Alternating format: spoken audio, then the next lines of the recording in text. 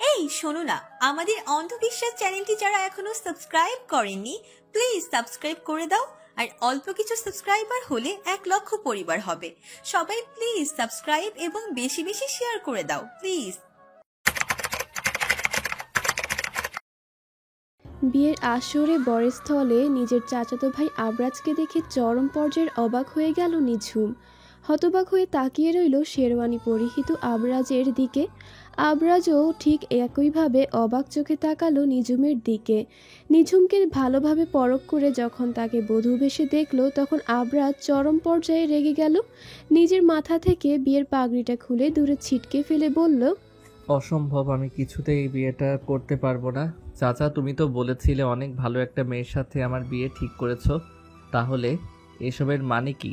আবরাজের মুখে এহেন কথা শুনে নিঝুম কাচুমাচু হয়ে দাঁড়িয়ে রইল এক কোনায়। বোঝার চেষ্টা করলো পরিস্থিতির জটিলতা। একবার নিজের মা আসমানি বেগমের দিকে তাকাতেই দেখতে পেল তার মায়ের চোখে ফুটে ওঠা অসহায়ত্ব। অন্যদিকে নিঝুমের বাবা নাজমুল খান এগিয়ে এসে আবরাজের উদ্দেশ্যে বললেন, তুমি এখন এভাবে কথা বলতে পারো না আবরাজ, এই বিয়েটা তোমায় করতেই হবে। ভুলে যেও না তুমি আজ যেখানে পৌঁছাতে পেরেছো তার পেছনে আমার অবদান কতটা।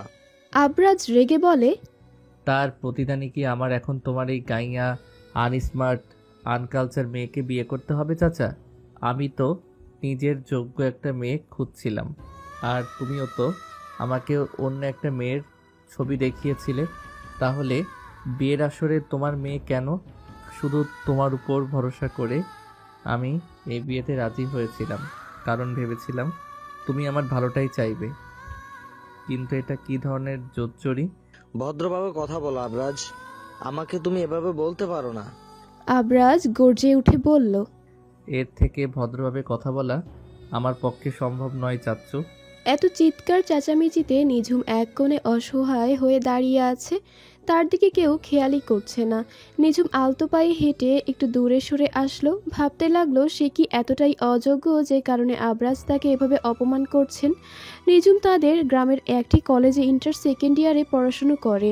পড়াশোনায় সে যথেষ্ট ভালো। এইচএসসি পরীক্ষায় বোর্ড বৃত্তিও পেয়েছিল। সিলেট শহরের অনেক ভালো কলেজে পড়ার সুযোগও পেয়েছিল, কিন্তু নাজমুল খান নিঝুমকে শহরে পাঠাতে চাননি, তাই গ্রামেই পড়াশুনো করতে হচ্ছে।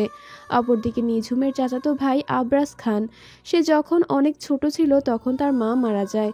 এরপর তার বাবা মানে নিঝুমের বড় আব্বু দ্বিতীয় বিয়ে করে তার নতুন সংসার নিয়ে ব্যস্ত হয়ে পড়েন। আবরাজের দায়িত্ব নেন নিঝুমের বাবা।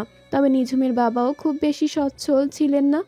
এমতো অবস্থাতেও তিনি কয়েক বছর আবরাজকে সামলান। এরপর একদিন আবরাজের মামা, যিনি লন্ডন প্রবাসী, তিনি দেশে আসেন এবং আবরাজ ভাইয়াকে নিজের সাথে লন্ডনে নিয়ে যাবার ইচ্ছে পোষণ করেন, কারণ তার কোনো ছেলে মেয়ে ছিল না। নাজমুল খান সে সময় অমত করেনি। অতঃপর আবরাজ খানকে তার মামা লন্ডনে নিয়ে যায়। এই ঘটনা তখনকার, যখন নিঝুমের জন্মও হয়নি। আবরাজকে নিঝুম এতগুলো দিন চিনতও না। এই তো 1 সপ্তাহ আগেই আবরাজ লন্ডন থেকে সিলেটে ফিরে এসেছে। সেদিনই নিঝুম ওকে প্রথম দেখে, তবে কথা বলার সৌভাগ্য হয়নি। নিঝুমের সাথে আবরাজের বয়সের তফাৎ না হলেও 7-8 বছরের হবে, তাই আবরাজের সাথে খুব একটা ভাবও জমেনি নিঝুমের। তার ওপর লন্ডন থেকে ফেরত আসায় তার মধ্যে বেশ অহংকারী একটা ভাব দেখা যায়। এখনকার কারোর সাথে মিশতে যে সে খুব আগ্রহী নয়, সেটাও তার আচরণে স্পষ্ট। এসেছে থেকেই এখানকার একটা বড় 7 স্টার হোটেলে থাকছে সে। প্রথম দিনই শুধু নিঝুমের বাবার সাথে দেখা করে গেছে। ছোটবেলায় নাজমুল খান আবরাজের খেয়াল রেখেছিল বিধায় তার প্রতি একটা টান আছে। সেই টানেই মূলত এসেছিল। জানিয়েছিল সে দেশে এসেছে বিয়ে করার জন্য, কারণ বিদেশের সংস্কৃতিতে বড় হওয়া উচ্ছৃঙ্খল মেয়ে তার পছন্দ না।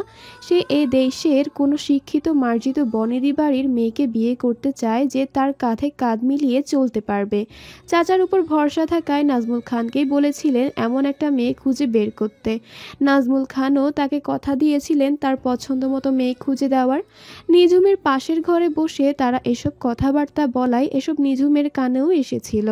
নিঝুম অতীতের এসব ভাবনা থেকে বেরিয়ে এসে নিজের চোখের জল মুছে ফেলল। আর ভাবতে লাগলো আজ দুপুরে হঠাৎ করে যখন তার বাবা এসে তাকে বলল তার বিয়ে ঠিক করেছে, তখন নিঝুম কতটা অসহায় বোধ করেছিল। নিঝুম তো এখন কিছুতেই বিয়ে করতে চায় না, সে চায় পড়াশুনো করতে। কিন্তু নিজের বাবা এই বিষয়ে জানতেই তিনি স্পষ্ট জানিয়ে দেন তিনি নিঝুমকে আর সামনে পড়াতে ইচ্ছুক নন। এমনকি নিঝুম যদি বিয়ে না করে তাহলে নিঝুমকে বাড়ি থেকেও বের করে দেবেন। অসহায় নিঝুম যে ছোট থেকেই নিজের বাবার নিষ্ঠুর রূপ দেখে বড় হয়েছে, তার পক্ষে আর প্রতিবাদ করা সম্ভবপর হয়ে ওঠেনি। কিন্তু বিয়ের আসরে পৌঁছানোর আগ মুহূর্তে পর্যন্ত সে জানতো না তার বরকে। শুধুমাত্র নিজের বাবার কথাতেই বধূ বেশে বিয়ের আসরে চলে এসেছিল। আর তারপর এত কিছু হয়ে গেল, বিনা দোষে তাকে এত কিছু শুনতে হলো। এত সব কিছুর মাঝে হঠাৎ করেই সেখানে উপস্থিত হলো নিঝুমের বড় আবু মানে আবরাজের বাবা আলমগীর খান। বলে উঠলেন, অনেক হয়েছে নাজমুল, আর না, তুই আমার ছেলের উপর কোনো ধরনের জোর জবরদস্তি করতে পারিস না। নাজমুল খান নিজেকে সামলাতে না পেরে রেগে বলে উঠলেন, এখনো তোমার ছেলে হয়ে গেল, অথচ একসময় ওর দায়িত্ব নিতে অস্বীকার করেছিলে। আমি ওকে পেলে বড় করেছি অনেক দিন, তাই তোমার থেকে ওর উপর আমার অধিকার বেশি। আলমগীর খান আমতা আমতা করে বললেন, এই অধিকারের জন্যই তো এতক্ষণ চুপ ছিলাম, কিন্তু তুই যেভাবে এটার সদ্য ব্যবহার করছিস সেটা তো ঠিক না। এভাবে তুই আবজারের উপর জবরদস্তি করে নিজের অযোগ্য মেয়ের দায়িত্ব তার কাঁধে তুলে দিতে পারিস না। এই সমস্ত কথা তীরের মতো বিঁধছিল নিঝুমের বুকে। অনেকক্ষণ চুপ থাকার পর আসমানি বেগম এগিয়ে এসে বললেন, ব্যাস, অনেক হয়েছে, এবার অন্তত চুপ থাকুন আপনারা সবাই। আমার মেয়ে এতটা ফেলনা নয়। নিঝুমের আব্বু, তুমি দয়া করে নিজের লোভের বলি আমাদের ছোট্ট মেয়েটাকে বানিও না, আল্লাহর দোহাই লাগে। আমি তো আগেও তোমাকে বলছি এভাবে নিজের স্বার্থের জন্য আমাদের মেয়েটার জীবন নিয়ে খেলো না, কিন্তু তুমি তো আমার কথা শুনলে না, উল্টো আমাকে হুমকি ধমকি দিয়ে চুপ থাকতে বললে। নাজমুল খান নিজের স্ত্রীর কোনো কথা যেন গায়েই মাখলেন না, বরং চেঁচিয়ে উঠিয়ে বললেন, তোকে বলেছি না এসব ব্যাপারে কথা না বলতে, তাহলে এত পটর পটর কেন করছিস? মেয়ে মানুষের এত বাহাদুরি আমার পছন্দ না। তুই যা এখান থেকে। আমি নিঝুমের বাবা, আমি যা বলবো ওকে তাই করা লাগবে। তুই যদি বেশি পটর পটর করিস তো ঘাট ধাক্কা দিয়ে বের করে দেব, তারপর রাস্তায় নেমে ভিক্ষা করে খাস। বলেই তিনি নিঝুমের দিকে তাকালেন। ইশারায় তাকে কাছে আসতে বললেন। নিঝুমও বাধ্য মেয়ের মতো এগিয়ে এলো। নাজমুল খান নিঝুমের কানে কানে ফিসফিস করে বললেন, তুই তোর মায়ের মতো আমার মুখে মুখে তর্ক করতে আসিস না। আর যদি এই বিয়েটা না হয় তাহলে সবার আগে আমি তোর মাকে তালাক দেব, তারপর তোদের মা মেয়ে দুটিকে গাড় ধাক্কা দিয়ে বের করে দেব আমার বাড়ি থেকে। তোদের দিয়ে তো জীবনে কোনো উন্নতি করতে পারলাম না, এবার যখন নিজের জীবনের উন্নতির চাবি খুঁজে পেয়েছি সেটা বন্ধ করিস না একদম। নিজের বাবার থেকে এহেন হুমকি পেয়ে হতবাক হয়ে তাকিয়ে রইল নিঝুম। এই লোকটাই তার জন্মদাতা পিতা, বিশ্বাস করতেও কষ্ট হচ্ছে। লোভ কি মানুষকে এতটাই নিচে নামায়? কিন্তু নিঝুম যে বড্ড বেশ অসহায়।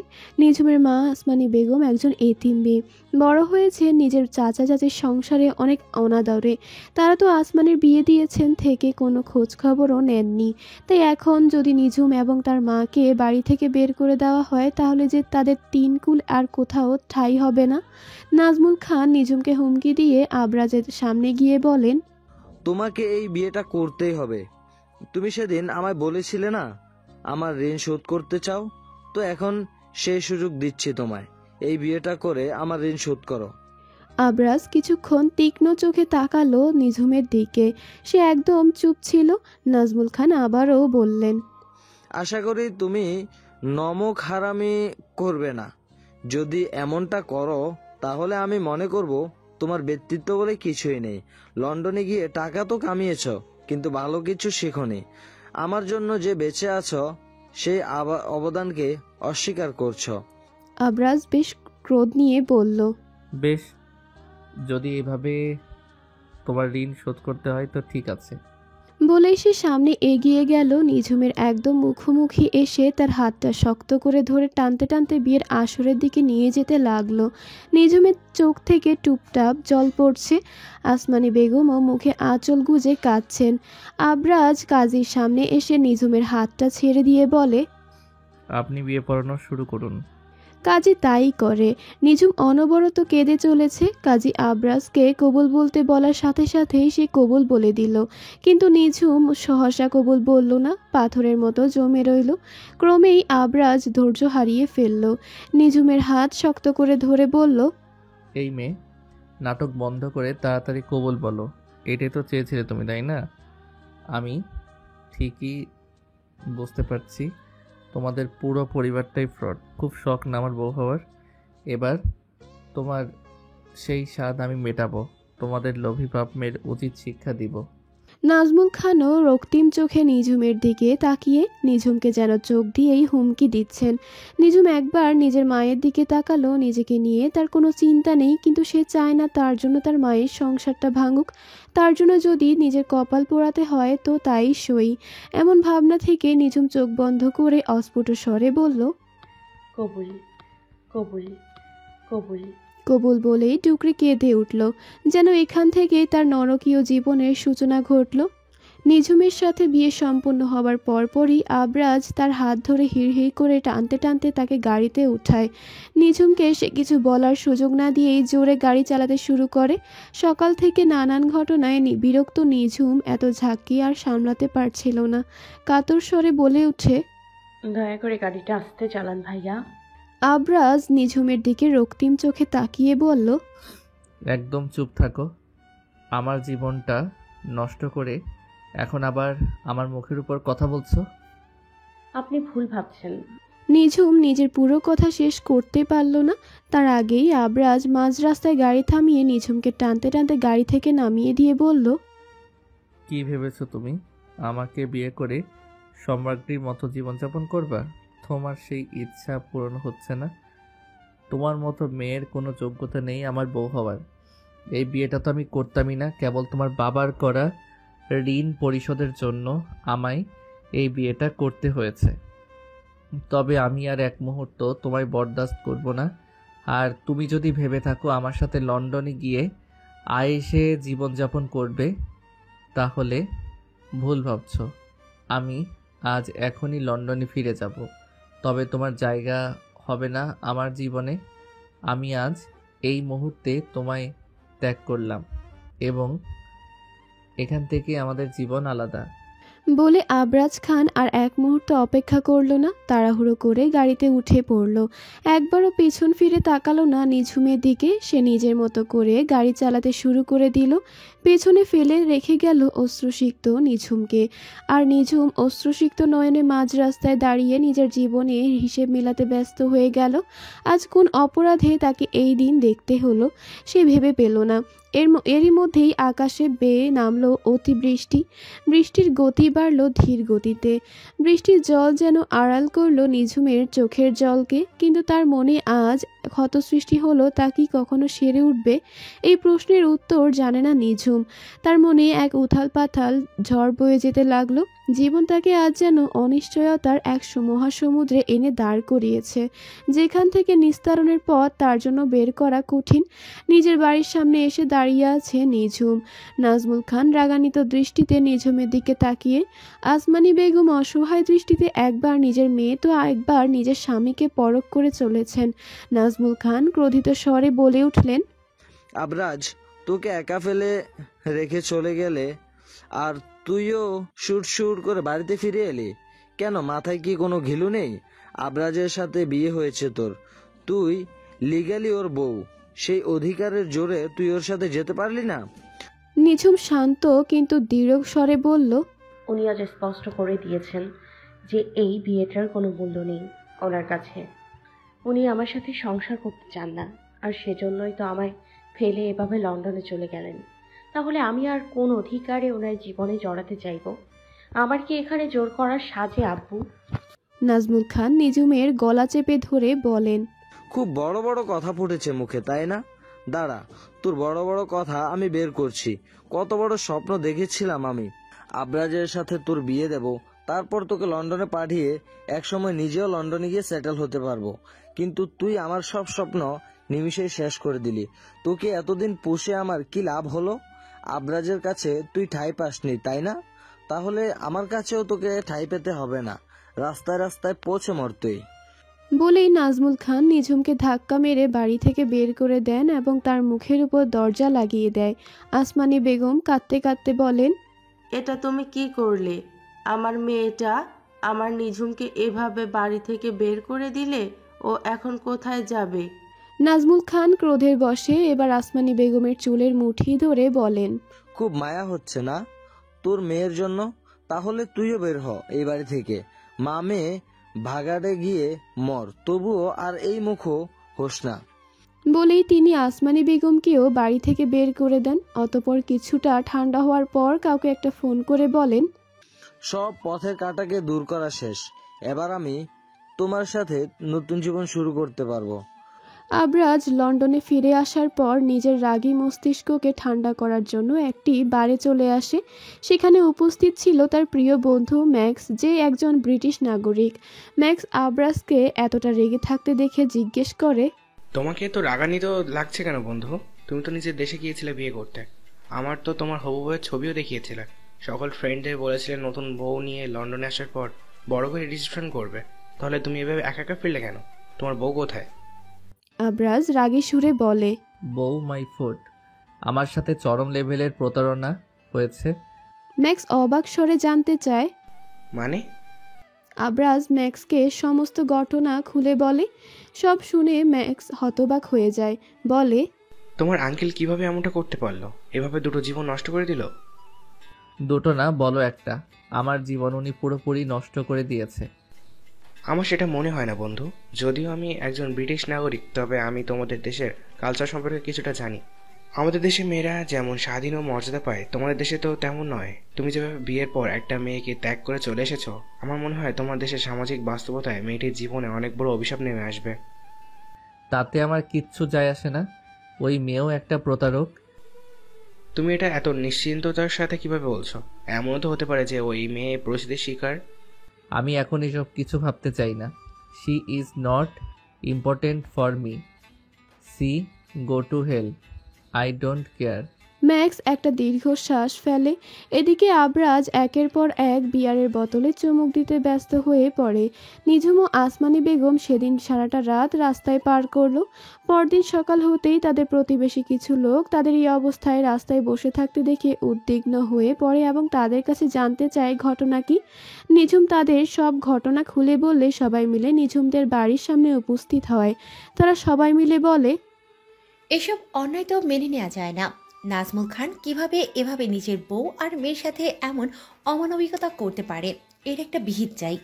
বলেই তারা দরজা ধাক্কাতে থাকেন। কিছুক্ষণ পর বেশ সুন্দরী দেখতে একজন মধ্যবয়সী মহিলা এসে দরজা খুলে দিতেই সবাই হতবাক হয়ে যায়। একজন বলে উঠেন, কে আপনি? এমন সময় নাজমুল খান বেরিয়ে এসে বলেন, ও হলো শান্তি, আমার বিয়ে করা বউ। কাল রাতে আমরা বিয়ে করেছি। নাজমুল খানের কথা শুনে সবাই হতবাক হয়ে যায়। আসমানি বেগম এত বড় ধাক্কাটা মেনে নিতে পারেন না, সাথে সাথেই জ্ঞান হারিয়ে পড়ে যান। নিঝুম আগলে ধরে তার মা আসমানি বেগমকে। অশ্রুসিক্ত নয়নে নিজের জন্মদাতা পিতার দিকে তাকায়, আর তাকায় তার পাশে দাঁড়ানো নববধূ সাজের মহিলাটির দিকে। নিঝুম কিছু হিসেব মিলানোর চেষ্টা করে, দুয়ে দুয়ে 4 মিলিয়েও ফেলে। এবার আর চুপ না থেকে ভারী কণ্ঠে বলে, এটাই তাহলে তোমার পরিকল্পনা ছিল আব্বু, আমাকে আর আম্মুকে বাড়ি থেকে বের করে এই মহিলাকে বিয়ে করার? নিঝুমের কথায় কোনো পাত্তা না দিয়ে তার বাবা নাজমুল খান বলে ওঠেন, তোকে সেটার কৈফিয়ত দিতে আমি বাধ্য নই। দূর হ চোখের সামনে থেকে। কালকে না তোদের মা মেয়েকে বাড়ি থেকে বের করে দিয়েছিলাম, তাহলে আজ কোন লজ্জায় এসেছিস সেখানে তোরা? তাদের এলাকার একজন মুরব্বী লোক বলে উঠে, এই কাজটা তুমি একদম ঠিক করোনি নাজবুল। এভাবে একটা বাইরের মেয়ের জন্য নিজের বউ মেয়েকে বাড়ি থেকে বের করে দিলে আল্লাহর গজব পড়বে তোমার উপর। আরে রাখুন আপনার গজব। আর আপনাদের কি কোনো কাজ কারবার নেই? সকাল সকাল এখানে কি কারসাজ দেখে এসেছেন নাকি? যান তো এখান থেকে। একজন মহিলা বলে ওঠে, এই অন্যায় তো মেনে নেওয়া যায় না। আমরা এটা মানব না। কিভাবে নিজের বউ বাচ্চার ওপর তুমি এত বড় অন্যায় করতে পারো না? দেশে কি আইন কানুন বলে কিছু নেই? এসব আইনের ভয় আমায় দেখাতে আসবেন না। আমার বউ শান্তি হাইকোর্টের একজন উকিল। আইনের মারপ্যাচ আমার ভালোই জানা আছে। নিঝুম বলিষ্ঠ কণ্ঠে বলে, তোমার দ্বিতীয় স্ত্রী যদি উকিল হয় তাহলে অবশ্যই তার এটা জানার কথা যে বাংলাদেশের প্রচলিত আইনে দ্বিতীয় বিয়ে করতে চাইলে প্রথম স্ত্রীর অনুমতি নেয়ার প্রয়োজন হয়। কিন্তু তুমি তো মায়ের কাছ থেকে অনুমতিপত্র নাওনি। এখন যদি এটা কি কেস করা হয় তখন কি করবা? নাজমুল খান গর্জে উঠে বলেন, তোর তো সাহস মন্দ নই, তুই আমার আইন শেখাচ্ছিস? তোকে তো আমি। বলেই যেই না আগাতে যাবে ঠিক সেই সময় নাজমুলের দ্বিতীয় স্ত্রী শান্তি বলে উঠে, এত হাইপার হয়েও না, আমি ম্যানেজ করছি ব্যাপারটা। বলেই সে বাড়ির ভেতরে যায়। কিছু সময় পর হাতে একটা কাগজ নিয়ে ফিরে আসে। ততক্ষণে আসমানি বেগমের চোখে মুখে পানি ছিটিয়ে তার জ্ঞান ফিরিয়ে আনা হয়েছে। শান্তি এসেই সবার সামনে একটা পেপারস দেখিয়ে বলে, এই দেখুন, এটা হলো আমার বর্তমান স্বামী নাজমুল খান এর সাথে তার প্রথম স্ত্রী আসমানি বেগমের তালাকনামা। এখানে স্পষ্ট করে লেখা আছে তারা স্বেচ্ছায় একে অপরকে তালাক দিতে চায়, আর এই তালাক ইতিমধ্যে কার্যকর হয়েও গেছে। তাই আশা করি আপনারা আপনাদের সব প্রশ্নের উত্তর পেয়ে গেছেন। যেহেতু ওদের মধ্যে তালাক হয়ে গেছে, তাই আমাদের বিয়ে করতে আর কোনো আইনি জটিলতাই নেই। আসমানি বেগম বলে ওঠেন, এসব কি বলছেন কি আপনি? আমি তো। হঠাৎ কিছু একটা মনে করে আসমানি বেগম বলেন, নিঝুমের বাবা, তুমি তো এটাই আমায় নিঝুমের বিয়ের জন্য ব্যাংক থেকে লোন নেয়ার পেপার বলে সাইন করিয়েছিলে। তাহলে এসব কিছুর কি মানে? তুমি কিভাবে পারলে আমায় এভাবে ঠকাতে? নাজমুল খান বিরক্তির সাথে বলেন, এই তোরা মা মেয়ে আপদ দুটি বিদায় হতো। তোদের এত প্রশ্নের উত্তর দিতে আমি বাধ্য নই। জীবনে তো তোরা আমার কোনো কাজে আসলি না। এখন যখন আমি নিজের জীবনটা নতুন করে শুরু করেছি, তখন আর সেই জীবনে বাধা হতে আসিস না। গ্রামের একজন মুরব্বী বলে ওঠেন, কিন্তু ওরা এখন কোথায় যাবে? বউয়ের সাথে না হয় তোমার ডিভোর্স হয়েছে, কিন্তু মেয়ের সাথে তো তোমার রক্তের সম্পর্ক, তার কথা অন্তত ভাবো। নাজমুল খান ভাবলেশীনভাবে বলেন, ওই মেয়ের বিয়ে আমি দিয়ে দিয়েছি, তাই ওর উপর আমার আর কোনো দায়িত্ব নেই। ওকে ওর স্বামীর ঘরে যেতে বলুন। একজন মহিলা বলেন, আপনি কোন মুখে এসব বলছেন? কাল বিয়ে বাড়িতে কি হলো আমরা সবাই তো তার সাক্ষী। তাছাড়া আপনার মেয়ের কাছে যা শুনলাম তাতে তো তার স্বামী তাকে ফেলে লন্ডনে চলে গেছে। এখন তো ওর যাওয়ার কোনো জায়গা নেই। নাজমুল খান বলেন, দেখুন, আপনাদের যদি এদের প্রতি এত দয়া হয় তো এদের নিজের বাড়িতে নিয়ে গিয়ে রাখুন। আমি নিজের অবস্থান স্পষ্ট করে দিচ্ছি। যেহেতু আসমানির সাথে আমার ডিভোর্স হয়েছে আর নিঝুমের বিয়েও আমি দিয়ে দিয়েছি, তাই ওদের কারো লিগ্যাল অভিভাবক আমি না, এবং ওদের দায়িত্ব আর আমার উপর বার্তায় না। তাই আমাকে এসব কিছু বলতে আসবেন না। বলেই তিনি সবার মুখের উপর গেট লাগিয়ে দেন। নিঝুম এবং আসমানি বেগম অসহায় হয়ে দাঁড়িয়ে থাকে।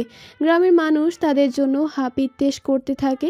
কেউ কেউ তাদের পাশে দাঁড়িয়ে সান্ত্বনার বাণী শোনায়, কেউ বা একবেলা আশ্রয় দিতে চায়, খাবার দিতে চায়। কিন্তু সামনে তাদের অনিশ্চিত জীবন নিয়ে সন্ধিয়ান থাকায় এসব কিছু বড্ড সামান্যই মনে হয়। আবরাজ বিরতিহীনভাবে একের পর এক বিয়ার খেয়ে চলেছিল। নেশায় চরমভাবে আসক্ত হয়ে পড়ছিল সে। ম্যাক্স আবরাজের এই অবস্থা থেকে শঙ্কিত হয়ে পড়ে। কিন্তু আবরাজকে থামানোর কোনো উপায় খুঁজে পাচ্ছে না সে। আবরাজ একের পর এক বিয়ারের বোতল ফাঁকা করেই চলেছে। আবরাজের অবস্থা যখন এমন, তখন ম্যাক্স আর কোনো উপায় না দেখে তাদের আরেক ফ্রেন্ড এলাকে কল লাগায়। এলা কল রিসিভ করতেই ম্যাক্স বলে ওঠে, আবরাজের অবস্থা বেশি ভালো না, তুমি জলদি ব্লু লাইট বারে চলে এসো। কিছু সময়ের মধ্যেই এলা হাঁপাতে হাঁপাতে বারে চলে আসে। সে পাশেই একটি রেস্টুরেন্টে জব করে। এলা ছুটে আসতেই ম্যাক্স বলে, দেখো আবরাজের কাণ্ড, একের পর এক মদ গিলেই চলেছে। আমি ওকে কোনোভাবে থামাতে পারছি না। এলা বলে, আমি এসে গেছি না, আর কোনো চিন্তা নেই।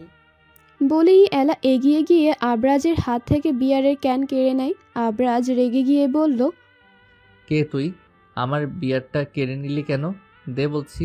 এলা বলে, তোমার আর এটা খাওয়া চলবে না, উঠে দাঁড়াও। আবরাজ তবুও বসে থাকে। এলা ম্যাক্সের সাহায্যে নিয়ে তাকে টেনে তোলে। অতঃপর ম্যাক্সের সাহায্যে নিয়ে আবরাজকে তার বাড়িতে নিয়ে যায়। নিঝুম ও আসমানি বেগম তাদের গ্রামের এক লোকের বাড়িতে সাময়িক আশ্রয় নিয়েছিল, কিন্তু তাদের এরপরের গন্তব্য একেবারেই অজানা। তারা জানে না এরপর কোথায় যাবে। আসমানি বেগম সামনে কেঁদেই চলেছেন, তবে নিঝুম নিজেকে শান্ত রেখেছে। এরই মধ্যে গ্রামের কিছু লোক তাদের ঢাকায় গিয়ে গার্মেন্টসে জব করার পরামর্শ দিয়েছে। তবে নিঝুম অসহায় চোখে তাকিয়েছে শুধু। তার যে স্বপ্ন ছিল একদিন মস্ত বড় ডাক্তার হয়ে নিজেকে প্রতিষ্ঠিত করার, সেই স্বপ্ন কি তাহলে স্বপ্নই থেকে যাবে? এই প্রশ্নের কোনো উত্তর খুঁজে পায় না সে। নিঝুম যখন এতটা অনিশ্চয়তার মধ্যে ছিল, তখনই হঠাৎ করে তার সাথে দেখা করতে আসে তার বড় চাচি অর্থাৎ আবরাজের সৎমা ছবি বেগম। তিনি এসে নিঝুমের উদ্দেশ্যে বলেন, তাড়াতাড়ি নিজের ব্যাগপত্র গুছিয়ে নাও, তারপর আমার সাথে আমাদের বাসায় যাবে তুমি। নিঝুম অবাক স্বরে বলে, চাচি আপনি? হ্যাঁ আমি। অতীতে অনেক বড় একটা অন্যায় করেছিলাম 5 বছরের ছোট একটা শিশুর সাথে। আজ তার প্রায়শ্চিত্ত করতে এলাম, কারণ আজ যে আবার এক অসহায় মেয়ের সাথে অন্যায় হচ্ছে। নিঝুম অবাক চোখে তার বড় চাচি ছবি বেগমের দেখছিল। ছবি বেগম একটা মৃদু হাসি দিয়ে বললেন, দাঁড়িয়ে আছো কেন? নিজের সব জিনিস গুছিয়ে নাও, তারপর তোমার মাকে নিয়ে আমাদের বাড়িতে চলো। নিঝুম হতবাক হয়ে বলে, আপনাদের বাড়িতে? ছবি বেগমের মুখের হাসি চওড়া হয়। তিনি বলেন, শুধু আমার নয়, ওটা এখন তোমারও বাড়ি। হাজার হোক তুমি ওই বাড়ির বড় ছেলের বউ। নিঝুমের চোখ ঝাপসা হয়ে আসে ছবি বেগমের কথা শুনে। মনে পড়ে যায় আবরাজের করা ব্যবহারগুলো। তাই তো সে বলে, যেখানে স্বামীরই কাছে মর্যাদা পায়নি, সেখানে আবার শ্বশুর বাড়ি। যেই স্বামী বিয়ের পর তার বউকে রাতের আধারে একা মাঝ রাস্তায় ফেলে যায়, সেই বিয়ের কি আদৌ কোনো মূল্য আছে চাচি? নিঝুমের এহেন কথা ছবি বেগমের হৃদয়ে দোলাচল সৃষ্টি করে। অতীতের কিছু বীভৎস দৃশ্য তার চোখের সামনে ভেসে ওঠে। কিভাবে তিনি 5 বছর বয়সী ছোট্ট আবরাজকে তার ঘর থেকে টেনে টেনে বের করে দিয়ে বলেছিলেন, তোর মা মরে বিদায় হয়েছে, এবার বিদায় হোক। তুই আমার নিজের পেটের ছেলে নুস, তাই তোর কোনো দায়িত্ব আমি নিতে পারবো না। 5 বছর বয়সী ছোট্ট আবরাজ সেদিন ছবি বেগমের পায়ের কাছে বসে আলতো স্বরে বলেছিল, আমি কোথায় যাব? আমাকে এভাবে বের করে দিও না নতুন মা। কিন্তু হিংসা ও ক্রোধে অন্ধ ছবি বেগমের মন সেদিন নিজের স্বামীর প্রথম স্ত্রীর গড়ের এই নিষ্পাপ সন্তানের আকুল আবেদনও গলাতে পারেনি। চরম নির্দয়তা দেখিয়ে তিনি নিজের স্বামীকে বলেছিলেন, এই ছেলে যদি এই বাড়িতে থাকে তাহলে আমি তোমার সাথে সংসার করব না। ওকে এক্ষুনি বের করে দাও এখান থেকে। স্ত্রীর ভালোবাসায় অন্ধ আলমগীর খান সেদিন তার কথা রাখতে গিয়ে নিজের রক্তের সাথে বেইমানি করল। আবরাজকে বাড়ি থেকে বের করে অবস্থায় তার কম সচ্ছল ছোট ভাইয়ের কাছে রেখে আসলো। যদিও বা নাজমুল খান এমনিতেও আবরাজের দায়িত্ব নিতে রাজি হয়নি। আলমগীর খান ব্যবসা করে ভালো টাকা জমিয়েছিলেন, অপরদিকে নাজমুল খান অন্যের জমিতে বর্গা দিতেন। সেই সময় আলমগীর খান এজন্য নিজের ছোট ভাইকে লোভ দেখান যে যদি সে আবরাজের দেখাশুনো করে তবে তাকে অনেক টাকা পয়সা দেবে। এই লোভেই তো নাজমুল খান রাজি হয়েছিলেন। তবে সেই কথা তিনি কখনো আবরাজ বা তার মামাকে জানাননি, বরং এমন একটা ভাব নিয়ে থাকেছেন যেন তার আবরাজ এর প্রতি দয়া হয়েছিল, আর সেজন্যই তিনি আবরাজের দেখভাল করছেন। নিজের অতীতের এসব কথা ভেবেই ছবি বেগমের 2 চোখ অশ্রুসিক্ত হয়ে যায়। আজ এসব মনে পড়লেই নিজেকে বড্ড বেশি জালিম মনে হয় তার। অল্প বয়সে তার বাবা তাকে এক বিপ্নতিক পুরুষের সাথে বিয়ে দেয়। 16 বছর বয়সী ছবি বেগম সেটা সহজে মেনে নিতে পারেননি। তার মনে হয়েছিল তার সাথে অন্যায় হয়েছে। তাই বিয়ের পর যখন দেখলো তাকে একটা ছোট বাচ্চার দায়িত্ব নিতে হবে, তখন সেই ক্রোধ আরও বেড়ে গেল। আর সেই সব ক্রোধ গিয়ে পড়ে ছোট আবরাজের উপর। অতীতের কৃতকর্মের জন্য যথেষ্ট অনুতপ্ত তিনি, এর জন্য শাস্তিও পেয়েছেন। আর এবার আর নতুন কোনো অন্যায় হতে দিতে তিনি রাজি নন। তাই তো এসে দাঁড়ালেন নিঝুমের পাশে। এরই মধ্যে আসমানি বেগম ঘর থেকে বেরিয়ে ছবি বেগমকে দেখে বললেন, ভাবি আপনি? হ্যাঁ আমি। তোমাকে আর তোমার মেয়েকে আমাদের বাড়িতে নিয়ে যেতে এলাম। তোমার মেয়ে তো এখন আমাদের বাড়ির বউ। আমাদের বাড়ির বউ এভাবে বাইরে বাইরে ঘুরবে, সেটা কি ভালো দেখায়? আসমানি বেগম আমতা আমতা করে বলেন, কিন্তু এই বিয়েটা তো। ছবি বেগম মাঝপথেই তাকে থামিয়ে দিয়ে বলে, বিয়েটা যেভাবেই হোক না কেন হয়েছে তো, এটা অস্বীকার করার তো কোনো উপায় নেই। তা ঠিক, তবে বাস, এই নিয়ে আর কোনো কথা শুনতে চাই না। এভাবে আর কতদিন অন্যের বাড়িতে পড়ে থাকবে? আর এই বিয়ের কথা না হয় বাদ দিলাম, তাছাড়াও তোমার আমার মধ্যে তো একটা সম্পর্ক আছে। তুমি আমার ছোট যা হও, সেই সম্পর্কের খাতিরে না হয় চলো। দিশেহারা আসমানি বেগম যেন একটা পথের দিশা খুঁজে পেলেন। ছবি বেগম যেন তার সামনে সাক্ষাৎ ফেরেশতা হয়ে উদয় হলেন। মেয়েকে নিয়ে অন্তত কোথাও মাথা গোজার ঠাঁই তো পেলেন, তাই আর আপত্তি করলেন না। বললেন, বেশ, চলুন তবে। নিঝুমের অবস্থাটাও অনেকটা মায়েরই মতো। অনিশ্চিত ভবিষ্যতের কথা ভেবে সে রাজি হলো ছবি বেগমের সাথে যেতে। তবে নিঝুম এটাও ঠিক করে নিয়েছে জোর করে সে আবরাজের বইয়ের অধিকার নেবে না। আবরাজ যদি তাকে স্বীকৃতি দেয় তবে সে এই সম্পর্ককে মানতে দেবে, নয়তো নয়। এতটুকু আত্মসম্মান অন্তত তার আছে। সকাল সকাল জ্ঞান ফিরতে নিজেকে নিজের রুমে আবিষ্কার করে আবরাজ। গতকাল রাতে অতিরিক্ত মদ্যপানের জন্য সে একসময় জ্ঞান হারিয়ে ফেলে। সকালে উঠেই মাথায় তীব্র ব্যথা অনুভব করে আবরাজ। সে মাথা চেপে ধরে বসে থাকে, এমন সময় কেউ এসে তার সামনে এক কাপ কফি এগিয়ে দেয়। আবরাজ মাথা তুলে হতবাক স্বরে বলে, এলা তুমি? এলা স্মিত হাসে, বলে, কফিটা ঠান্ডা হয়ে যাচ্ছে। এখানে কি করছো? আমি আর ম্যাক্স মিলে কাল রাতে তোমায় বাসায় নিয়ে এসেছি। না হলে তোমার যে অবস্থা ছিল। কাল রাতে আমরা তোমার বাসাতেই ছিলাম, সারা রাত মুভি দেখে কাটিয়েছি। ভোর হতে হতেই ম্যাক্স ঘুমিয়ে পড়ে। তবে আমার কেন যেন ঘুম পাইনি, তাই কফি বানাতে চলে গেলাম। নিজেও খেলাম আর তোমাদের জন্য নিয়ে এলাম। ম্যাক্স কক্ষে প্রবেশ করতে করতে বলে, খেয়ে দেখো, কফিটা কিন্তু খুব সুন্দর হয়েছে। আবরাজ কফিতে চুমুক দিয়ে বলে, আসলেই ভালো হয়েছে। এলা আবরাজের উদ্দেশ্যে বলে, তোমার এরপরের প্ল্যান কি আবরাজ? কোন ব্যাপারে? ম্যাক্সের কাছে কাল আমি সব শুনেছি। তুমি এই বিয়েটা নিয়ে কি ভাবছো? আবরাজ শক্ত কণ্ঠে বলে, এই বিয়েটা আমি মানি না। যদি প্রয়োজন হয় তো আমি মেয়েটাকে ডিভোর্স লেটার পাঠিয়ে দেব। এলা রাগী কণ্ঠে বলে, এটা তুমি একদম ঠিক কাজ করছো না। এভাবে একটা মেয়ের জীবন কেন নষ্ট করতে চাইছো? আমি তোমাদের দেশের কালচার সম্পর্কে জানি, সেখানে মেয়েদের জীবন কেমন তাও জানি। তাই বলছি, এভাবে মেয়েটার সাথে অন্যায় করো না। আবরাজ এলার এহেন আচরণের কারণ জানে। এলা মেয়েটা প্রচণ্ড নারীবাদী স্বভাবের। লন্ডনেও একটা নারী অধিকার সংগঠনের কর্ণধারও, তাই ওর অনুভূতি আবরাজ বুঝতে পারে। তবুও নিজের সাপেক্ষে বলে, আর আমার সাথে যে প্রতারণা হয়েছে সেটাকে তুমি কি বলবে? মেয়েটা ঠকিয়েছে আমায়। এলা বলে, এটা তুমি এত নিশ্চিতভাবে বলতে পারো না যে মেয়েটা তোমায় ঠকিয়েছে। আগে সত্যটা জানার চেষ্টা করো। কোনো সত্য জানার নেই আমার, যা বলার বলে দিয়েছি। এলা ক্রোধে ফুঁসতে ফুঁসতে বেরিয়ে যায়। মেয়েদের প্রতি কোনো অন্যায় সে মেনে নিতে পারে না। এলাকে বোঝানোর জন্য ম্যাক্স তার পেছন পেছন ছোটে।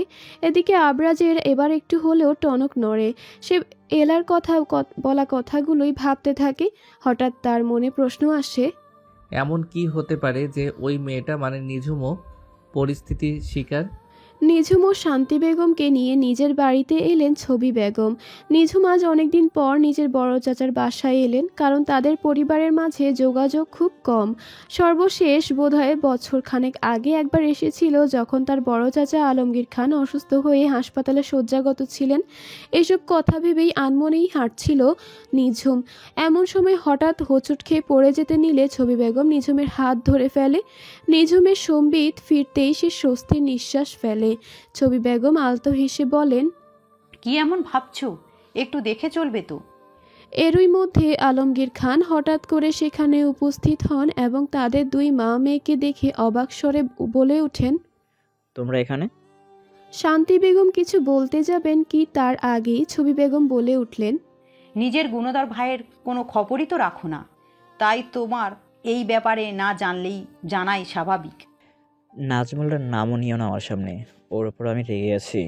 এমনিতেই ও যেভাবে আমার ছেলের সাথে প্রতারণা করলো, কিন্তু এখন আবার নতুন করে কি অঘটন ঘটালো।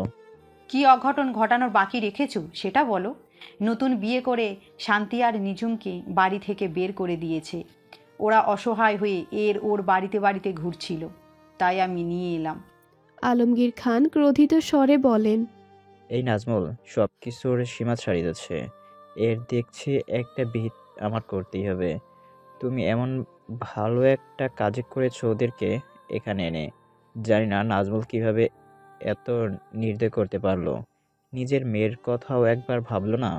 ছবি বেগম দীর্ঘশ্বাস ফেলে বলেন, এক সময় তো আমার ইন্ধনে তুমিও নিজের ছেলেকে ত্যাগ করেছিলে। তোমারই তো রক্ত, যদিও বা আমার নিজেরও তো দোষ বেশি ছিল। তারই শাস্তি আল্লাহ আমার ছেলেকে দিচ্ছেন। বলেই আঁচলে মুখ চেপে কাঁদতে লাগলেন ছবি বেগম। আলমগীর খান এগিয়ে এসে ছবি বেগমের মাথায় হাত বুলিয়ে বলেন, আর অতীতের কথা ভেবে কষ্ট পেও না। আমি আবজারের দায়িত্ব না নিলেও ওকে ফেলে তো দেইনি। নাজমুলের কাছে রেখেছিলাম ওকে এর দেখাশোনার জন্য। মোটা অঙ্কের খোরপোশও দিতাম, কিন্তু নাজমুলটা কি করলো? ছবি বেগম বলেন, এখন এসব কিছু একটারই সমাধান আছে। তুমি দয়া করে আবরাজকে সিলেটে আসতে বলো। আমার বিশ্বাস ও ফিরলে সব ঠিক হয়ে যাবে। আমারও যে ওর কাছে ক্ষমা চাইতে হবে নিজের অতীতের কৃতকর্মের জন্য। আলমগীর খান বলে ওঠেন, কিন্তু এটা কিভাবে সম্ভব? আবরাজ কেন আমার কথা শুনবে? আমার প্রতি ওর যা রাগ, আমি বললেও কখনই দেশে ফিরবে না। তাহলে এখন উপায় কি? এভাবে কি ওই মেয়েটার জীবন নষ্ট হয়ে যাবে? বলেই ছবি বেগম নিঝুমের মাথায় হাত বোলান। নিঝুমের মায়াবী মুখের দিকে করুণ চোখে তাকিয়ে বলেন, ওই মেয়ের তো কোনো দোষ নেই। শুধু শুধু কেন নিজের বাবার লোভের বলি হবে ও? তুমি এই আবরাজকে সবটা বুঝিয়ে বলো না। আমরা না হয় ওর সাথে অন্যায় করেছিলাম, কিন্তু এখন যদি ও নিঝুমের সাথে অন্যায় করে সেটা তো ঠিক না। যেভাবেই হোক ওদের তো বিয়েটা হয়েছে। সমাজের চোখে, আইনের চোখে, ধর্মমতে ওরা এখন স্বামী স্ত্রী। আবরাজকে তো আসতে হবে, ওর স্ত্রীর দায়িত্ব নিতে হবে। আলমগীর খান চিন্তিত হয়ে পড়েন। কিছুটা ভেবে বলেন, তুমি ওদের ভেতরে ঘরে নিয়ে যাও, আমি দেখছি কি করা যায়। এমন সময় নিঝুম হঠাৎ করে বলে ওঠে, আর একটা অনুরোধ আছে বড় আপু, এই অনুরোধটা রাখবেন প্লিজ। কি অনুরোধ? যদি উনি এই বিয়েটাকে মন থেকে মেনে নিতে না পারেন, তাহলে দয়া করে তোমরা ওনাকে এই বিষয়ে জোর করবেন না। আমি চাই না জোরপূর্বক গড়ে ওঠা এই সম্পর্ককে উনি মনের বিরুদ্ধে গিয়ে স্বীকৃতি দিন। তাই উনি যদি এই বিয়েটা মানতে নারাজ থাকেন, তাহলে বলে দেবেন আইনি উপায়ে যেন বিচ্ছেদের ব্যবস্থা করেন। ছবি বেগম হতবাক স্বরে বলেন, এটা কি বলছো তুমি নিঝুম? এই সম্পর্ক তুমি ভেঙে দিতে চাও? জোর করে করার সম্পর্ক যে তাসের ঘরের মতো, সেটা একদিন না একদিন এমনি ভেঙে যাবে। তাই এই সম্পর্ককে টেনে না নিয়ে যাওয়াই বোধহয় ভালো হবে। ছবি বেগম বলেন, তোমার কথাই যুক্তি আছে, তবে আমার কেন জানি মন চাইছে না যে এই সম্পর্কটা ভেঙে যাক। তোমাদের এক হওয়া কি কোনো উপায় নেই? আমার জীবনে এই বিয়ে শুরুই হয়েছে অশ্রু জলের মাধ্যমে। এই সম্পর্ক থেকে কি ভালো কিছু আশা করা যায়? কোনো কিছুর আশা আমি রাখি না। আমার যা সিদ্ধান্ত নেয়ার আমি নিয়ে ফেলেছি। ওই মেয়ের সাথে আমি কোনো সম্পর্ক রাখতে অনিচ্ছুক। ভাবছি উপযুক্ত সময় হলেই দেশে ফিরে এই সম্পর্কটা শেষ করে দিয়ে আসবো। আবরাজের মুখে কথাটা শুনে ম্যাক্স দীর্ঘশ্বাস ফেলে। আজ সকাল থেকে আবরাজকে সে নানাভাবে বোঝানোর চেষ্টা করলেও আবরাজ ঘুরে ফিরে ওই একই কথা বলছে। ওদিকে বেঁধেছে আরেক বিপত্তি। আমাদের নারীবাদী এলাও বলে দিয়েছে যদি আবরাজ ওই মেয়ের সাথে কোনো অন্যায় করে তাহলে আবরাজের সাথে কোনো বন্ধুত্বের সম্পর্ক রাখবে না। আর এদের দুজনের মাঝে ফেসে গেছে ম্যাক্স। সে যে কি বলবে সেটাই বুঝতে পারছে না। এমন সময় হঠাৎ করেই আবরাজের ফোনে একটা ফোন কল আসে। আবরাজ সেই ফোন কলটা রিসিভ করে জিজ্ঞাসা করে, কে বলছেন? আমি তোমার বাবা বলছি। আবরাজ সাথে সাথেই ফোনটা রেখে দিতে চায়, কারণ অতীতের ঘটনার কারণে নিজের বাবাকে সে প্রচণ্ড ঘৃণা করে। সে ফোনটা রেখে দিতে যাবে এমন সময় আলমগীর খান বলে ওঠেন, কলটা কেটে দিও না, তোমার সাথে অনেক জরুরি কথা আছে। কি কথা? এরপর তাদের মাঝে কিছুক্ষণ কথোপকথন চলে। নিঝুম ও শান্তি বেগম খানবাড়ির গেস্ট রুমে বিশ্রাম নিচ্ছিল। শান্তি বেগম মন খারাপ করে শুয়ে শুয়ে নিজের জীবনের যাবতীয় দুঃখ বিলাস করছিলেন, স্মরণ করছিলেন বিয়ের পর থেকে কিভাবে দীর্ঘদিন স্বামীর অবজ্ঞা অবহেলা সহ্য করেছেন। তবুও পরিস্থিতির চাপে তাকে সব মুখ বুজে সহ্য করতে হয়েছিল। চাচা চাচির বাড়িতে মানুষ হওয়ায় তিনি কখনো বিবাহপূর্ব জীবনে সুখ পাননি, আর না তো পেয়েছেন বিয়ের পর। এরপর তার জীবনে নিঝুম এলো। নিজের মেয়েকে কেন্দ্র করে তিনি সুখের জীবন গড়ে তুলতে চাইলেন। তার জীবনের সব থেকে বড় স্বপ্ন এটাই যে তার জীবনে যাই হোক না কেন তিনি তার মেয়েকে সুখী দেখতে চান। এই জন্য সব রকম চেষ্টাই তিনি করে গেছেন। নিঝুমের এইচএসসি পরীক্ষার পরে নাজমুল খান নিঝুমকে এক মধ্যবয়সী পুরুষের সাথে বিয়ে দিতে চেয়েছিলেন টাকার লোভে। সেবার কত অত্যাচার নির্যাতন সহ্য করে তিনি বিয়েটা আটকাতে সক্ষম হয়েছিলেন। সেসব কথা ভেবে তিনি দীর্ঘশ্বাস ফেলেন। এখনও যে মেয়ের জীবন এক অনিশ্চিত ভবিষ্যতের দিকে, তার স্বামী কি আদৌ তাকে স্বীকৃতি দেবে, এই চিন্তাই শান্তি বেগমের মাথায় কাজ করছে।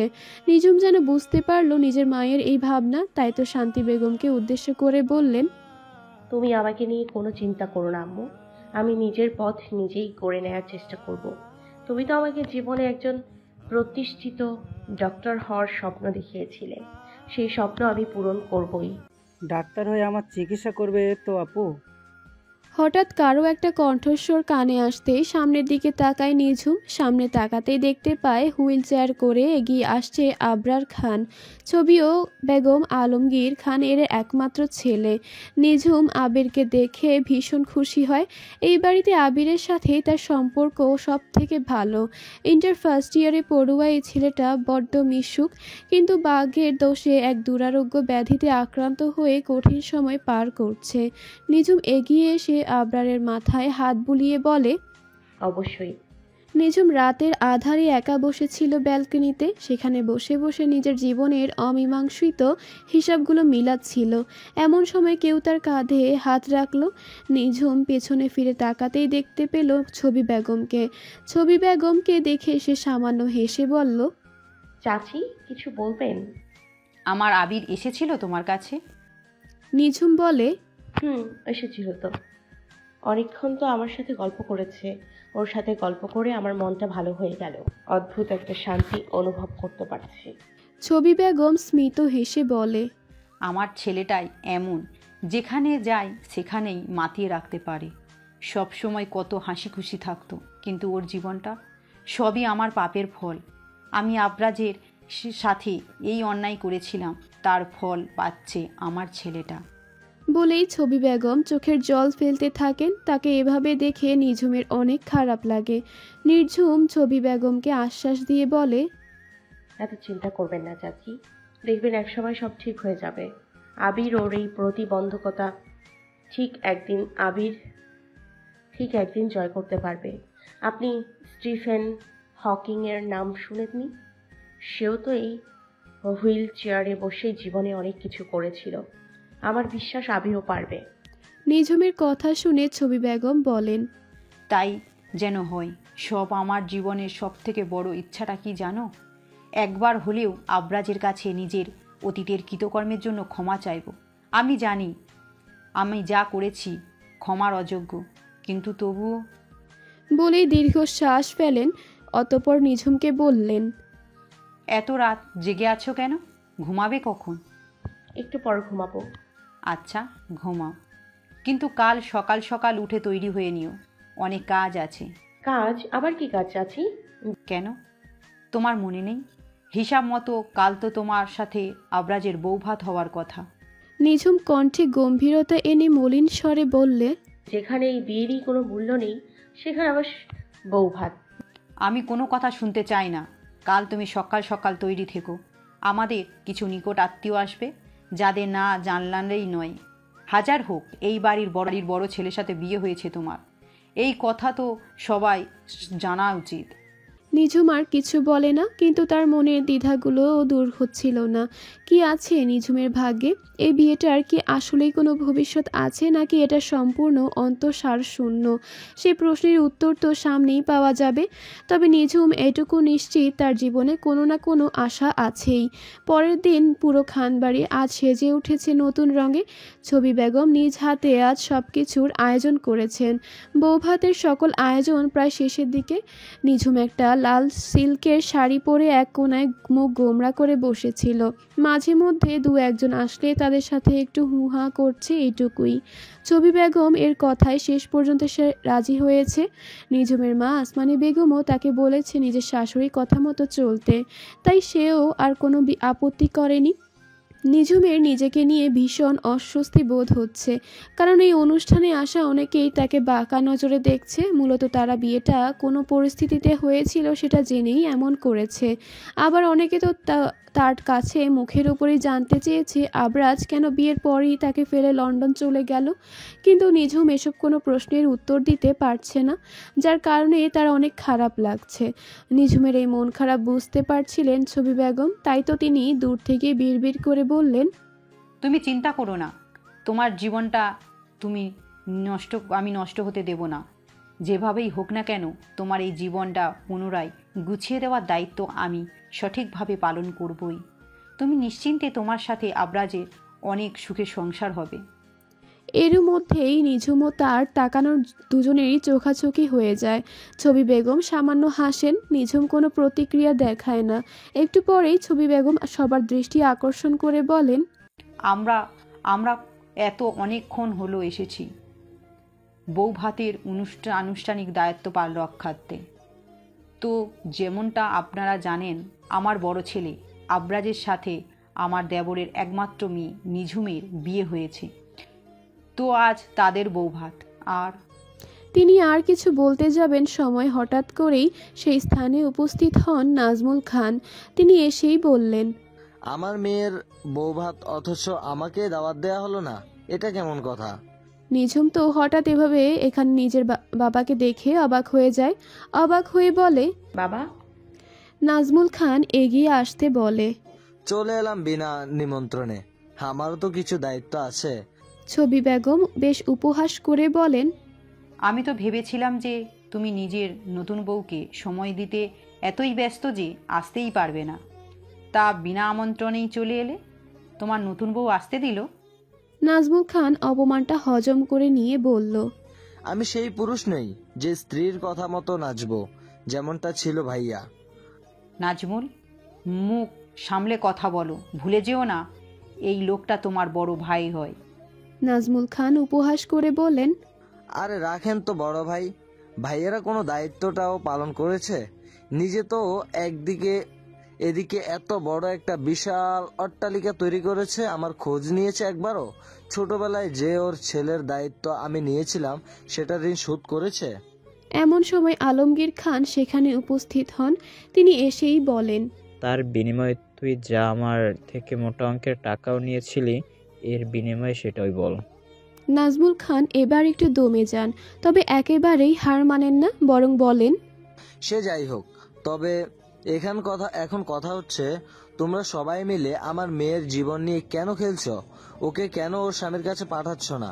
আমি এর জবাব চাই। নিঝুম এবার প্রতিবাদ করে বলে উঠে, নিজের সব নাটক বন্ধ করো মিস্টার নাজমুল খান।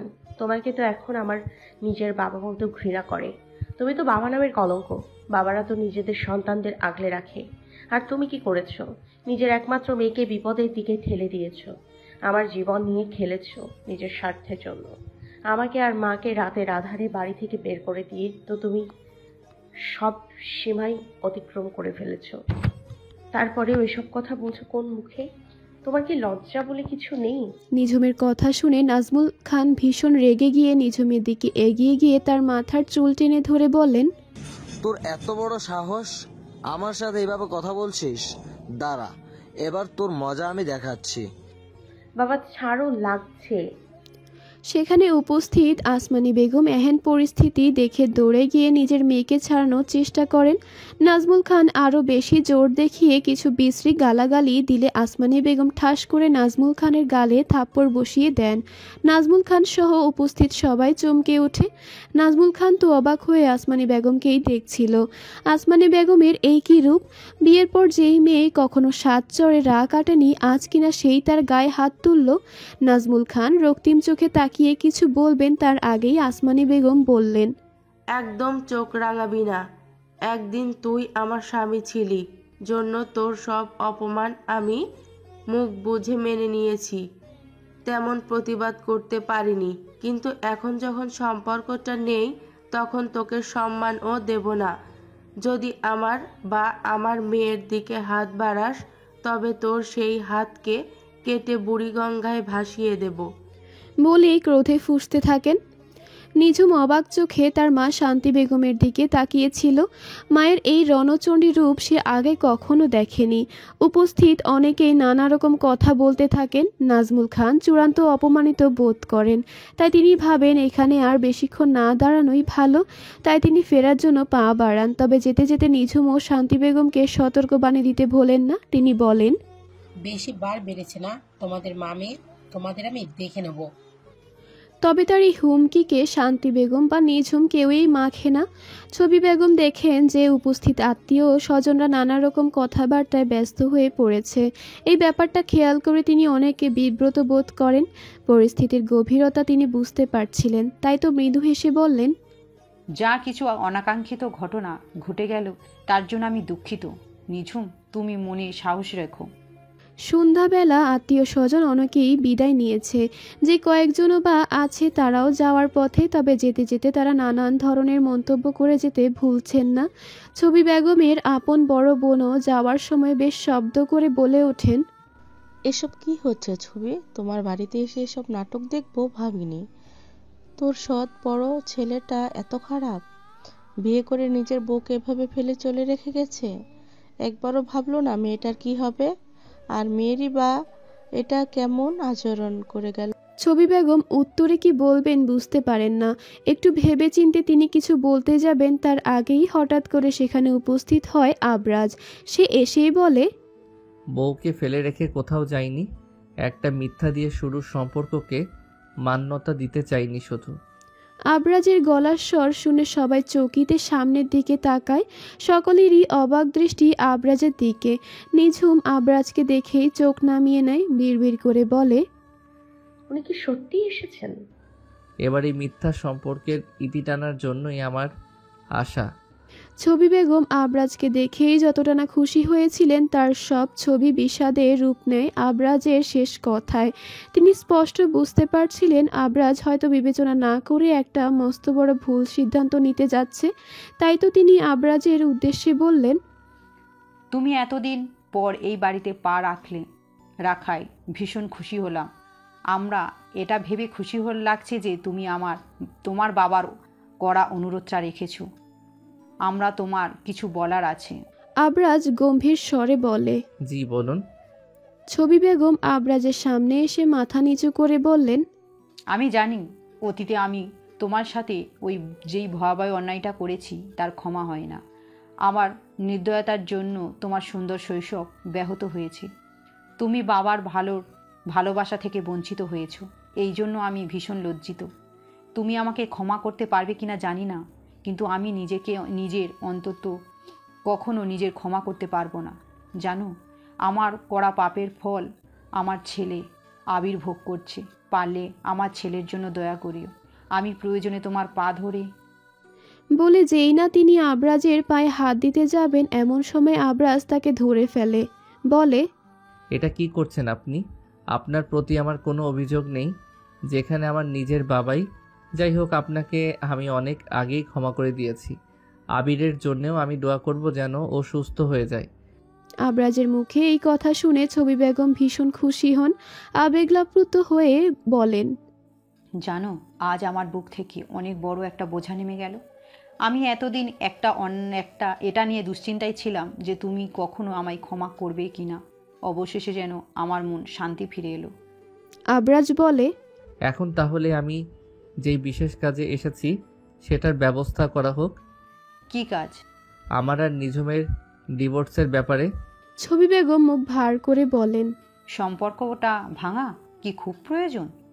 আবরাজ এবার বেশ শক্ত কণ্ঠে বলে, এই বিয়েটা আমার সাথে শুধুই একটা প্রতারণা ছিল, তাই এই প্রতারণার সম্পর্কটা আমি টিকিয়ে রাখতে চাই না। নিঝুম এবার সামনে এগিয়ে এসে বলে, আমিও আপনার সাথে একমত। এই সম্পর্কটা আর সামনে এগিয়ে না নেওয়াই ভালো। আপনি একটা কাজ করুন, ভালো একজন উকিলের সাথে কথা বলুন, যাতে যত তাড়াতাড়ি সম্ভব এই মিথ্যা সম্পর্কের সমাপ্তি ঘটে। আবরাজ বলে, এমনটাই করব আমি। ছবি বেগম পড়ে যান দ্বন্দ্বে। যেখানে এরা দুজনেই চাইছে না এই সম্পর্কটা টিকে থাকুক, সেখানে কি আদৌ সম্পর্কটা টিকে থাকবে? ছবি বেগম একটা দীর্ঘ নিঃশ্বাস ফেলেন। হঠাৎ তার মাথায় কিছু একটা আসতেই তিনি বলে ওঠেন, তোমাদের তো বিয়ে কেবল 2 দিন আগে হলো। এত তাড়াতাড়ি তো ডিভোর্স সম্ভব নয়। তোমাদের কমপক্ষে 6 মাস ওয়েট করতে হবে। ছবি বেগমের কথায় আবরাজ এবং নিঝুম দুজনেই অবাক হয়ে যায়। আবরাজ বলে, ওঠে তাহলে কি এই 6 মাস আমাকে এই প্রতারণাপূর্ণ সম্পর্কটা বই নিয়ে বেড়াতে হবে? ছবি বেগম বলেন, দেখো, যা হয়েছে সব নিঝুমের বাবার দোষ। নিঝুমের কোনো দোষ নেই। আর সব কিছু তো একটা আইন বলে কিছু আছে। আবরাজ দীর্ঘশ্বাস ফেলে। ছবি বেগম আরও বলেন, সামনের মাসেই তো নিঝুমের এইচএসসি পরীক্ষা শুরু হবে। আগামী মাস নাগাদ শেষ হবে। তারপর আরও 5 মাসের মতো সময় থাকবে তোমাদের জন্য এই সম্পর্কটাকে নিয়ে ভাবার। আমি তোমাদের একটা পরামর্শ দেব। আবরাজ জানতে চায়, কি পরামর্শ? তোমরা এই সম্পর্কটা এভাবে ভেঙে না দিয়ে এই সম্পর্কটার একটা সুযোগ দাও। নিঝুম এইচএসসি পরীক্ষা শেষ করার পর তুমি না হয় ওকে তোমার সাথে লন্ডনে নিয়ে যেও। তারপর সেখানে 5 মাস একসাথে থাকিও। আবরাজ বলে ওঠে, অসম্ভব, আমি এটা পারবো না। আমারও ওনার সাথে লন্ডনে যাওয়ার কোনো ইচ্ছা নেই। প্রয়োজনে উনি না হয় 6 মাস পর এসেই ডিভোর্স দিয়ে যাবেন। কথাটা বলে ওঠে নিঝুম। ছবি বেগম পরিস্থিতি বেগতিক বুঝতে পেরে বলেন, একরকমটা তো হয় না, এরকমটা তো হয় না। তোমরা আগে একটু একে অপরের সাথে মিশেই দেখো না। এমনও তো হতে পারে যে তোমাদের মধ্যে অনেক ভালো বনিবনা হয়ে গেল। আবরাজ বলল, না, এই প্রতারক মেয়ের সাথে আমার বনিবনা সম্ভব নয়।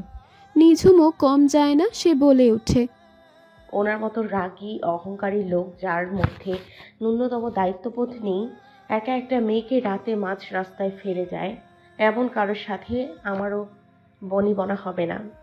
আবরাজ রেগে নিঝুমের দিকে ধেয়ে এসে বলে, ইউ। ছবি বেগম আবরাজকে থামিয়ে দিয়ে বলে, এমন করো না তোমরা। মনে করো আমি তোমাদের দুজনকে চ্যালেঞ্জ দিলাম এই 5 মাস একসাথে সংসার করার, আর 5 মাস পর তোমরা এই সম্পর্ক থেকে চাইলে বেরিয়ে আসতে পারবে। আমার চ্যালেঞ্জ হলো এই 5 মাসে তোমরা একে অপরকে চিনবে, জানলে তোমাদের একে অপরকে বুঝতে পারবে। তখন আর এই সম্পর্কটা ভাঙতে চাইবে না। আর যদি ভাঙতে চাও তাহলে অসুবিধা নেই, তখন তোমাদের এই সিদ্ধান্তে আমি স্বাগত জানাবো।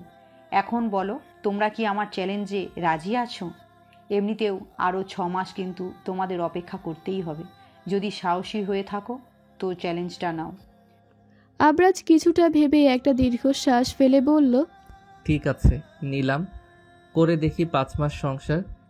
নিঝুম বলে ওঠে, কিন্তু আমি রাজি নই। নিঝুম যখন জানিয়ে দেয় সে কোনো শর্ত মানতে রাজি না, তখন হঠাৎ করে হেসে ওঠে আবরাজ। নিঝুমকে উপহাস করে বলে, কেন, তুমি রাজি না? নাকি ভয় পাচ্ছ যে এই শর্ত মানতে গেলে তুমি আমার ধন ঐশ্বর্য দেখে আমার সাথে সংসার করতে চাইবে, কিন্তু আমি তখন তোমায় ফিরিয়ে দেব? নিঝুম রাগী কণ্ঠে বলে, আমাকে এমন ধরনের মেয়ে ভাবলে আপনি ভুল করছেন। আমি মোটেই লোভী নই। সেজন্যই তো আমায় ফাঁসিয়ে বিয়ে করেছিলে। দেখুন, সেটা একটা। ছবি বেগম তাদের মধ্যেই হঠাৎ করে বলে ওঠে, হয়েছে, তোমাদের আর ঝগড়া করতে হবে না। নিঝুম, তুমি আর না করো না, এই শর্তে রাজি হয়ে যাও। 5টা মাসেরই তো ব্যাপার। নিঝুমও কিছু সময় নিয়ে ভেবে বলে, আমি এই শর্তে রাজি। আমি এই শর্তে জিতে প্রমাণ করে দিব যে আমি মোটেই কোনো লোভী মেয়ে ছিলাম না। আমার এই লোকটার ধন সম্পদের প্রতি বিন্দু পরিমাণ লোভ লালসা নেই। এটা প্রমাণ করেই আমি দম নেব। আবরাজও দাপটের সাথে বলে, আমিও দেখব তুমি কি প্রমাণ করতে পারো।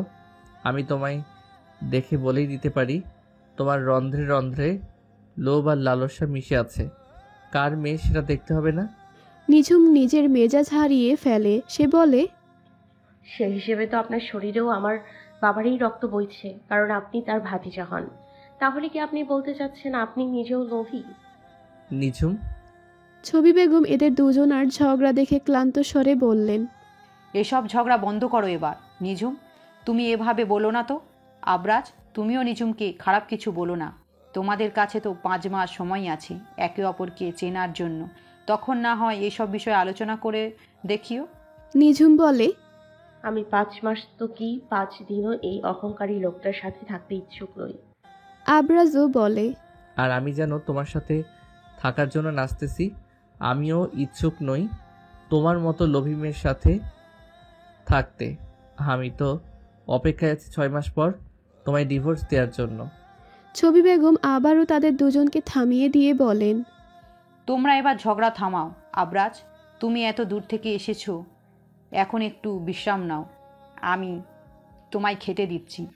আবরাজ বলে, আমাকে আজই লন্ডনে ফিরতে হবে, কোম্পানির একটা জরুরি মিটিং আছে।